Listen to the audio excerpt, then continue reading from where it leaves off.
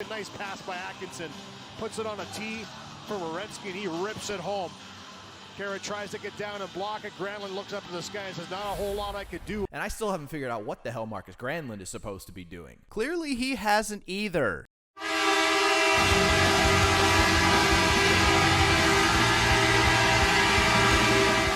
What is going on, everybody? JD here, and welcome to Week 5 of the American OILER Recap Show, brought to you by, yes, an American. Quickly to roster moves, Ty Ratty, remember him? Signed with Torpedo Nizhny Novgorod of the KHL. I dated a girl in college that studied Russian. She'd probably shoot me for that pronunciation. William Lagesson sent back down to Bakersfield as Joel Persson has cleared concussion protocol. He was back in the starting lineup for several of the games from last week. Colby Cave also recalled from Bakersfield to fill some depth at center. Now, I realize I'm a day behind in uploading this show, but look, when you work in a local television station and you have state elections on a Tuesday, yeah, not much else is getting done that day. All you want to do is go home and drink a couple Jack and Cokes. At least in my case, it's Jack and Dr. Pepper. So, to the results of last week, Edmonton going into Ken Holland's old barn, taking on the Detroit Red Wings. Edmonton just came out the gate flat. Super flat in this game. They give up 2 in the first. They claw 1 back in the third. Leon Draisaitl, thank goodness he's still playing. Assist from Connor McDavid, but the empty netter at the end of that game sealed it. Mikko Koskinen played relatively well in this game despite allowing 2 goals and then the empty netter. That glove hand is starting to bother me again. Nemeth, absolute ripper from just outside the slot. Koskinen just watches it go. I mean, he's holding his glove there, and that's about it. It finds the top corner. Great shot, but come on now, please. It just seemed to me that it took Edmonton an extra period, that entire first period really, to figure out they were playing a hockey game. The second period was relatively even. The third period they scored, as mentioned before, but it wasn't enough to claw back, even to even go ahead. We've seen them come back from deficits this year, and then the empty netter. I mean, what are you going to do about that? Edmonton walks out of their first half of a back-to-back with a 3-1 loss. They turn it around, go to Columbus, and come out the gate scoring. James Neal comes out of the gate and scores his 11th goal of the season. 11 goals in 14 games, people. What kind of percentage is that? Someone do the math for me on that. Leon gets a second in the first period, gets his second of the game in the second period. And we have breaking news.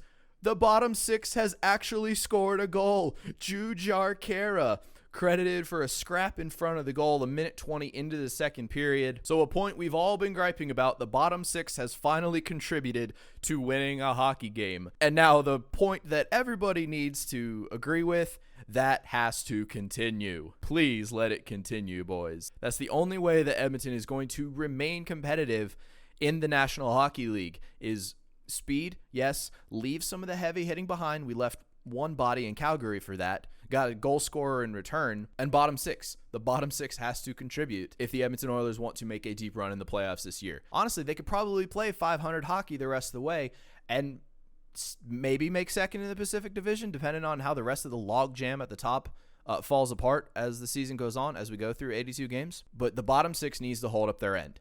They're in the National Hockey League for a reason. Mike Smith had a relatively easy game in goal, 24 shots, 23 saves, let a goal squeak in the second period, so no shutout on the road in Columbus, but great bounce back from that very average game in Detroit the night before. Now, stepping away from hockey quickly, what is everyone's favorite condiment that they put on a burger or hot dog? If it's mustard, you might be a Penguins fan. This coming from the kid that grew up in Capitals country. Now, I'm seriously convinced the only people that like the Pittsburgh Penguins live in Pittsburgh and or live in a river. So let's just get that out the way right now. Oilers going into town.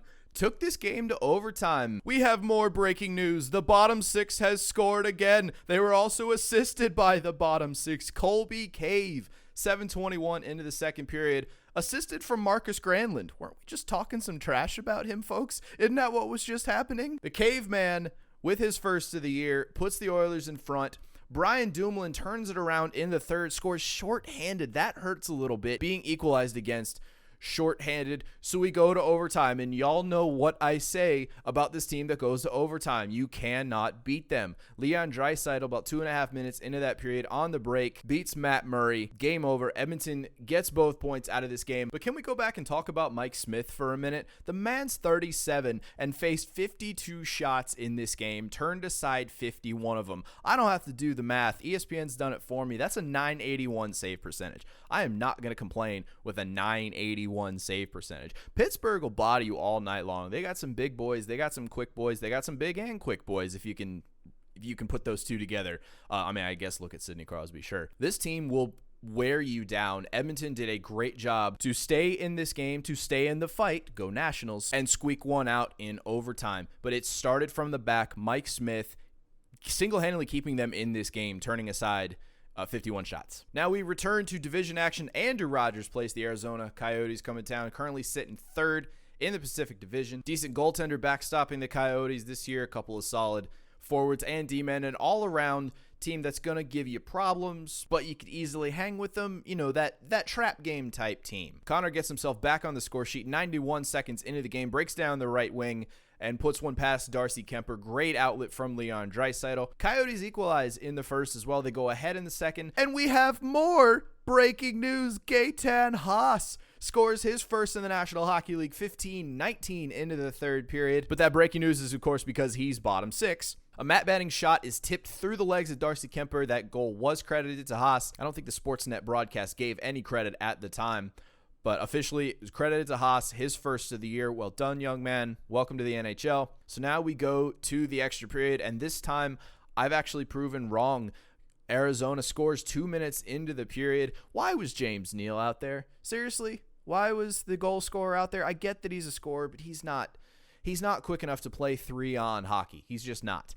Derek Stepan scores 2 minutes into the period. Arizona gets the extra point in this game. Edmonton hangs on to the loser point. Koskinen, 21 save attempts on 24 shots, good for 3 goals allowed. That's an .875, so a lower percentage because of a lower volume of shots, but still didn't do quite enough to keep his team in the game. And the top line, outside of McDavid and Draisaitl teaming up, nothing. There was some line shuffling. I think Chason started the game on the top line right wing. That obviously was jumbled around by the time the second period rolled around. Chasser only played 12:47 of total time on the ice. I expect Nugent Hopkins played some top line minutes.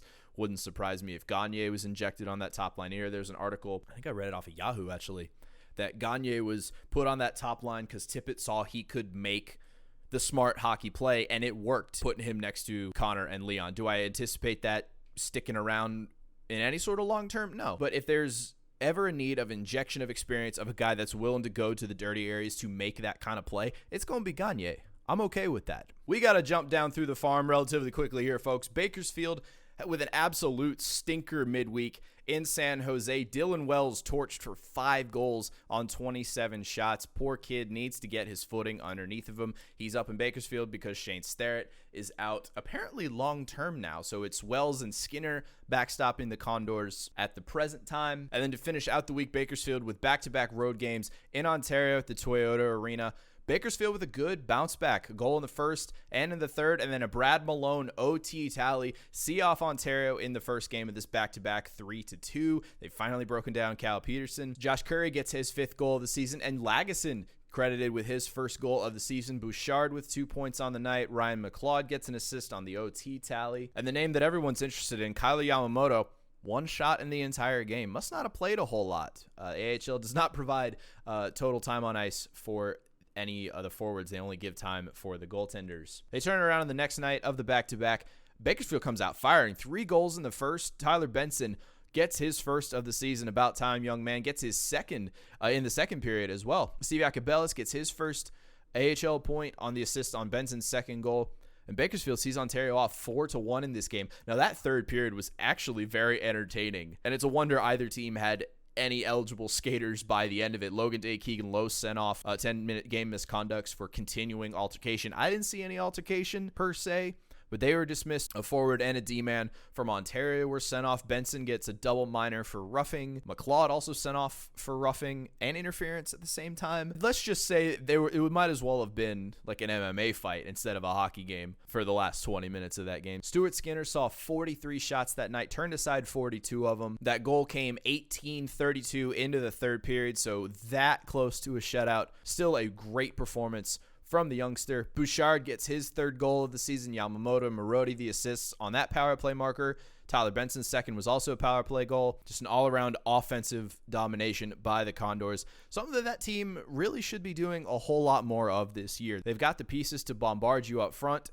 They've just got to do that consistently. And lastly, to the East Coast League, Wichita playing 4 games in the last week, 3 consecutive against the Kansas City Mavericks, 2 on the road, 1 at home. They split the road series, a 7-3 win for the Thunder on the 1st of November. They turn around, lose in OT 3-2. They come back home the next night and win 3-2 in regulation. And actually this morning, an early game at Intrust Bank Arena, my close to hometown Norfolk Admirals, close-ish, visiting Wichita. The Thunder take this game 6-2. Great showing from the boys in white and blue on their early morning game. Bo Starrett with a goal in the first period. Peter Cornella gets credited with the game-winning goal at 15:08 of the first period, since Norfolk didn't score more than 3 goals. And more insurance, Chris Crane on the scoreboard again. Spencer Dorwitz iced the game at 19:41 of the third period. Absolutely clinical performance from the Thunder today. So after last week's action, Edmonton holds strong, top of the Pacific Division, 10 wins, 4 losses, 2 OT losses, good for 22 points. Vancouver 1 point behind.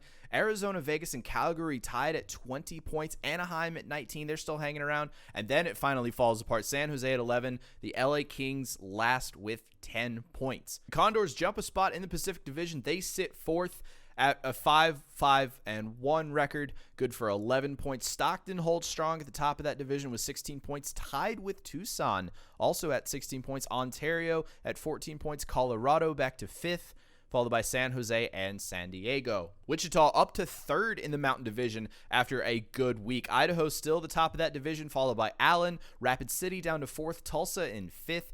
Then Utah and Kansas City. Upcoming schedule, the Oilers hosting the Stanley Cup champions St. Louis Blues tonight, followed by a home matchup with the New Jersey Devils. Taylor Hall's coming back to town. They go to Anaheim for division matchup on Sunday. That'll be a late game for you, boy. And then next Tuesday, they're in San Jose to take on the Sharks. Condors have a back-to-back home games on Friday and Saturday. Friday, San Diego comes to town. $2 beers and $1 hot dogs if you're interested in that kind of thing. And then Patriotic Night against the Barracuda on Saturday. Wichita, 3 games in the upcoming schedule, 2 home games against the Tulsa Oilers before they go back to the Silverstein Ice Centers Arena to square off with the Kansas City Mavericks. It's been an absolute lot going on in this episode of the AOR. I won't bore you with the like and subscribe pitch, but sure would appreciate you if you did.